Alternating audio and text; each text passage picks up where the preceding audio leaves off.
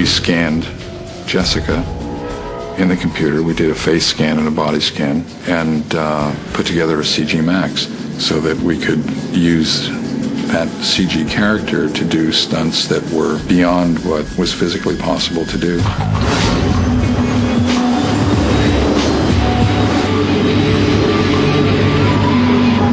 Well, the drones were interesting because the decision had already been made that these drones would be done practically.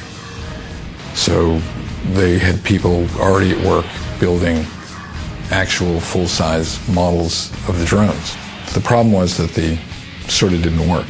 So we ended up recreating the drones in the computer, and once we had them in the computer, we could fly them however we wanted to do them.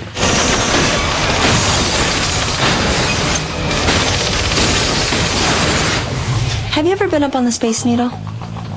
No. At one point we were thinking about shooting the Space Needle practically. In other words, actually going to the Space Needle and shooting it. We actually took a helicopter flight down to the Space Needle to see how we were going to do this. We went up on this ladder, and there we were standing on the Space Needle and asking, you know, if we could like put graffiti all over it and distress it. I actually stood on the roof of the Space Needle, and I wanted someone to take a picture of me so I could send it to James and say that I was going to go out on the edge for him. David Nutter standing at the edge of the Space Needle looking down, it was really horrifying. I couldn't do it. But we decided probably after that experience that the best thing we could do was to create a CGI Seattle. At that point, Alon Soltis told us that this is something that we could do as an effect shot.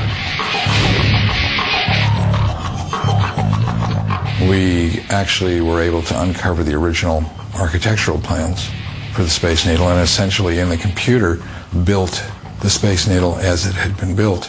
And then the next step was sort of altering it to match the premise of the show, deciding, well, how beat up the Space Needle was supposed to be. The Space Needle probably took us maybe 6 to 8 weeks to build. The Space Needle, it's iconic for Seattle. It's a lonely place, you know. It's Moses up on the mount, you know. It's somebody up in a lofty place looking down, not really part of what's down there, and there's a sadness about it and a yearning, and it's beautiful, and it's a cool shot.